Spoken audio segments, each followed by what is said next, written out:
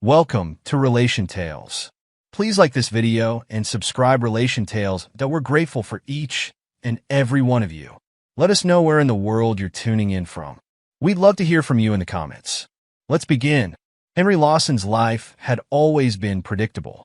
Each day followed a routine, a comforting rhythm of work, family, and small pleasures like Sunday golf. But that evening, as he entered his home, the familiar comfort fell off, as though the very air had thickened with an unspoken tension. Emma was seated at the dining table, a bottle of red wine opened, 2 glasses prepared. The sight was unusual. Emma rarely drank without an occasion, and yet here she was waiting for him, her hands wrapped tightly around the stem of her glass. Her face was calm, but her eyes betrayed a storm brewing beneath the surface. "Hey," Henry greeted, forcing a smile as he dropped his keys on the kitchen counter. "What's all this? Celebrating something?" Emma's lips curved into a faint smile that didn't quite reach her eyes. "Sit down, Henry. We need to talk."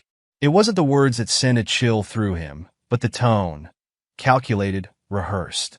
Henry's heart began to pound, a sense of dread tightening around his chest. He pulled out a chair and sat, reaching for the wine glass she'd poured for him. "Emma, what's going on?" he asked, his voice steady but his mind already racing through worst-case scenarios. Emma took a sip of her wine, her gaze drifting momentarily before settling on him. "Henry, I've been thinking a lot," she began, her tone measured. "About us. About our marriage." Henry set his glass down, leaning forward slightly. "What do you mean? Is something wrong?" She hesitated, and in that pause, Henry saw the woman he had loved for more than 2 decades grappling with whatever she was about to say. When she finally spoke, the words cut through him like a blade. "I feel like I've lost myself," she admitted. "I've been your wife, the mother of our children, but somewhere along the way, I forgot who I am as a person." Henry blinked, caught off guard.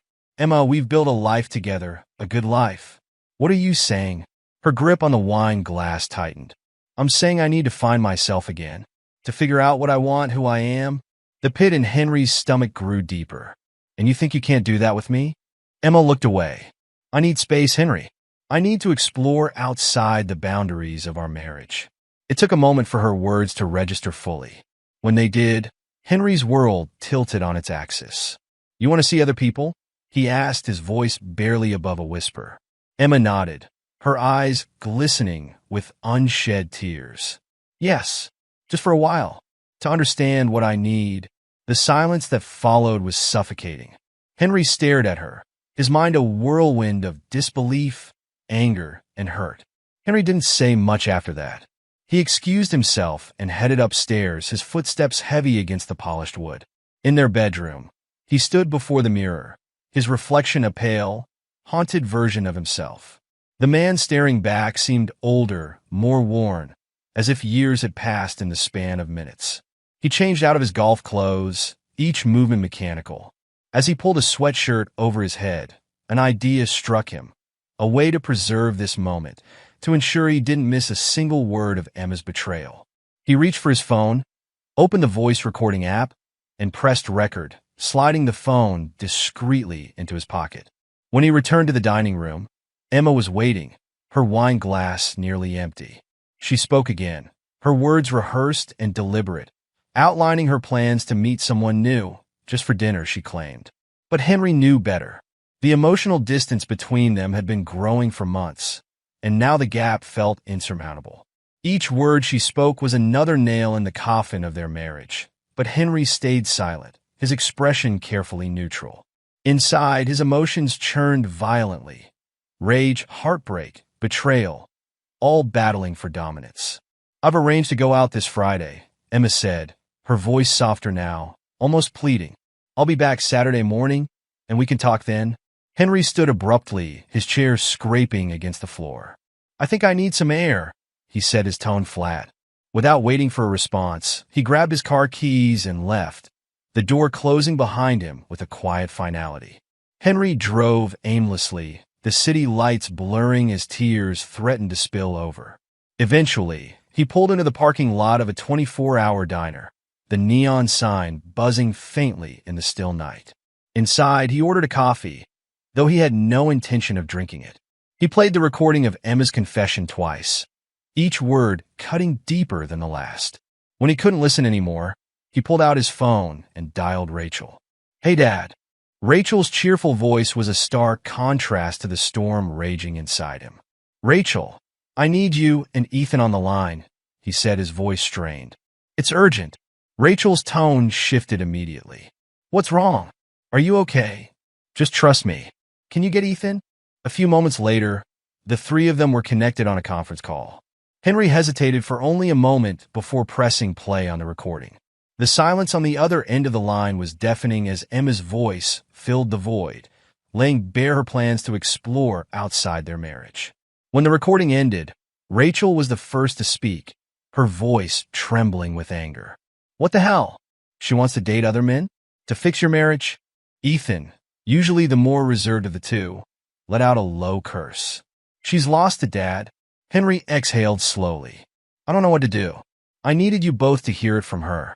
Rachel's voice was firm, her anger giving her strength. "We'll figure this out together, Dad. She doesn't get to tear this family apart without consequences." Ethan agreed, his voice steady. "We've got your back." For the first time that night, Henry felt a flicker of hope. His children were his anchor, and with them by his side, he knew he could face whatever came next. The next morning, Henry woke with a clarity he hadn't felt in months. His mind was no longer clouded by confusion or despair. It was sharpened by resolve. Emma's betrayal wasn't just an affront to him. It was an attack on the family they had built together. And Henry wasn't about to let her walk away unscathed. He poured himself a cup of black coffee and sat at the kitchen table, his phone in hand. A single name sat at the top of his recent calls: Margaret Pierce. She was one of the top divorce attorneys in the city, known for her aggressive approach and sharp strategic mind. Henry had met her years ago through a mutual friend, but never thought he'd need her services. "Margaret, it's Henry Lawson," he said when she picked up. "I need your help." Margaret didn't ask many questions over the phone. She simply scheduled a meeting for later that day, her tone professional and efficient. "Bring everything you have," she advised. "The more information, the better." That afternoon, Henry met Margaret in her downtown office. The space was sleek and modern, with floor-to-ceiling windows that offered a panoramic view of the city. Margaret, a composed woman in her early 40s, greeted him with a firm handshake. "Let's get to work," she said, motioning for him to sit. Henry laid out everything he had: the recording of Emma's confession, screenshots of text messages he had retrieved from her phone, and printed copies of emails between Emma and a man named Vincent. The messages were explicit, leaving no doubt about the nature of their relationship. Margaret reviewed the materials with a meticulous eye, occasionally jotting down notes. When she finally looked up, her expression was serious. "This is solid evidence," she said. "It clearly establishes adultery, which will work heavily in your favor during divorce proceedings. We'll be able to argue for a larger share of the marital assets, and with your children supporting you, we can build an even stronger case." Henry nodded, his jaw tight. "I want her to feel the consequences of her actions, Margaret. She's not just betraying me. She's betraying our entire family." Margaret's lips curved into a small, approving smile. "We'll make sure of it." They spent the next hour strategizing. Margaret advised him on the best course of action, including how and when to serve Emma with divorce papers. They agreed on a pivotal moment: during her date with Vincent. The public setting would amplify the humiliation, ensuring Emma felt the full weight of her choices. The days leading up to Friday were a whirlwind of activity. Henry, Rachel, and Ethan worked together seamlessly, their shared anger and determination driving them forward. They began packing Emma's belongings, carefully boxing up her clothes, personal items, and anything else that reminded them of her presence in the house. Rachel was particularly relentless, her movements sharp and purposeful.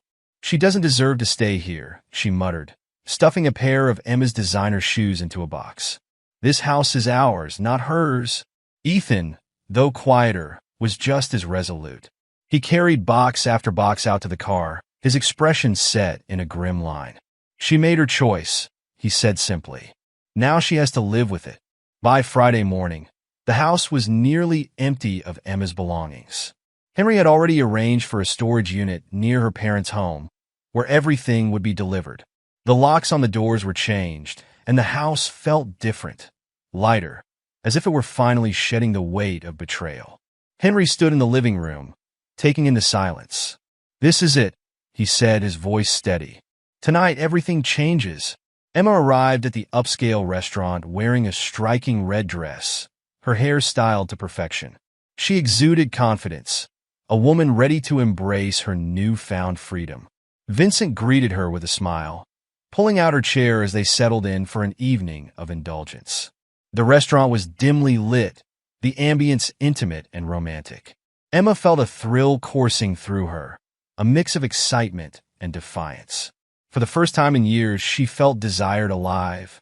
Their conversation flowed effortlessly, punctuated by laughter and shared glances. Emma sipped her wine, savoring the moment, when suddenly, a familiar figure appeared at their table. "Mom," Rachel said, her voice cold and cutting. Her eyes were sharp, filled with a fury that could ignite the room. Emma's smile froze, the color draining from her face. "Rachel, what are you doing here?" Rachel ignored Vincent entirely, her focus locked on her mother. "I could ask you the same thing," she said. "Out here, on a date, while Dad's at home picking up the pieces of the life you shattered." Emma opened her mouth to respond, but Rachel didn't give her the chance. "How could you do this to him? To us?" The confrontation drew the attention of nearby diners.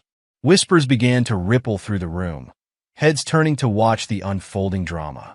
Emma's voice was a strained whisper. "Rachel, please. Let's not do this here." But Rachel wasn't done. "You didn't think twice about humiliating Dad, so why should I care about your embarrassment?" Before Emma could reply, a man in a suit approached the table, a thick envelope in hand. "Mrs. Emma Lawson?" he asked, his voice loud enough to carry. Emma's hands trembled as she accepted the envelope. "Yes, that's me." "You've been served," the man announced, placing the documents firmly in her grasp. The room fell into a stunned silence. Emma sat frozen, her eyes wide with shock as she stared at the divorce papers in her hands. Vincent shifted uncomfortably, muttering an excuse before hastily leaving the table. Rachel leaned in, her voice low but fierce.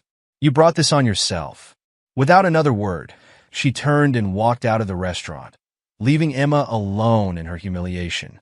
The whispers grew louder, the weight of judgment pressing down on her from every corner of the room. When Emma arrived home later that night, she found the locks changed and her key useless. She pounded on the door, her desperation mounting with each passing second. "Henry," she cried, her voice cracking. "Let me in." Her phone buzzed in her hand. It was Henry. "Emma," he said, his tone cold and detached. "There's a letter in the envelope. Read it. Everything you need to know is there." The line went dead. With shaking hands, Emma tore open the envelope and pulled out the letter. Henry's words were direct and merciless. "Emma, you made your choice, and now I'm making mine. You've been served with divorce papers citing adultery. Your belongings have been moved to a storage unit. The key and address are included. Our children stand with me. Do not contact me except through my lawyer. This is the consequence of your actions. Live with it." "Henry." Emma sank to the ground, the weight of her decisions crashing down on her. The life she had taken for granted was gone, and she had no one to blame but herself. Emma sat on the cold pavement outside her former home, the weight of Henry's letter heavy in her lap. The words were simple, but their meaning was a brutal reminder of the irrevocable damage she had caused. She had gambled everything, her marriage, her family, her home, and lost. She wiped her tears hastily and fumbled with her phone, dialing Rachel's number. It rang once, twice before going to voicemail. Emma swallowed hard and tried Ethan next. The same result. Both of her children had shut her out. She let out a shaky breath, staring at the darkened windows of the house that had once been her sanctuary. With no other options, she gathered herself and made her way to the storage unit Henry had mentioned. The long drive through the quiet, empty streets gave her plenty of time to reflect on the choices that had led her here. The storage unit was a cold, impersonal space. Emma unlocked it with the small key Henry had included and found herself surrounded by boxes neatly labeled with her name. It was a physical manifestation of her exile. Everything she had once shared with Henry now neatly compartmentalized and removed from the life they had built together. She spent hours sitting there, rifling through the remnants of her old life. Photographs, keepsakes, clothes. Each item was a painful reminder of what she had thrown away. By the time she finally left, dawn was breaking, and Emma felt like a shadow of the woman she had once been. Monday morning arrived with a heavy sense of dread as Emma walked into her office. She kept her head down, hoping to avoid the curious gazes of her colleagues. But whispers followed her like a shadow, and it wasn't long before the full weight of her public disgrace came crashing down. The video of her confrontation with Rachel at the restaurant had gone viral. A fellow diner had recorded the entire scene and posted it online, where it had quickly spread across social media. The comments were ruthless, with strangers condemning her actions and labeling her as selfish and unfaithful. Her boss called her into his office by mid-morning, his expression grim. "Emma," he began, his tone heavy with disappointment. "I'm sure you've seen the video circulating online." She nodded, her throat too tight to speak. "This kind of publicity is damaging, not just for you but for our company. Effective immediately, we're putting you on an indefinite leave of absence." Emma felt the ground shift beneath her. She had expected judgment from her family and friends, but the professional fallout was a blow she hadn't anticipated. She left the office with her head bowed, the reality of her new life settling in, alone, unemployed, and ostracized. Weeks passed, and Emma's isolation deepened. Her attempts to reach out to Vincent were met with cold indifference. After the public spectacle at the restaurant, he had quickly distanced himself, unwilling to be associated with the scandal. His final message to her was curt and final. "We should move on. This isn't what I signed up for." Emma tried to rebuild some semblance of a life in her small, cramped apartment. But without her family, her work, or even Vincent, the days blurred into one long stretch of emptiness. She spent her nights scrolling through old photos of her family, each image a painful reminder of what she had lost. The loneliness was unbearable. She thought about calling Henry, begging for forgiveness, but she knew it would be futile. His letter had made it clear. There was no going back. Her children's silence was equally painful. The realization that they had chosen Henry over her was a wound that refused to heal. One evening, after another failed attempt to contact Rachel, Emma found herself scrolling through social media. She stumbled upon a post from Henry. It was a photo of him, Rachel, and Ethan, smiling together at a family dinner. The caption read, "Stronger together." Emma stared at the screen, tears streaming down her face. The family she had once taken for granted was thriving without her, and she was left with nothing but regret. Amid the darkness, Emma began to confront the harsh truths about herself.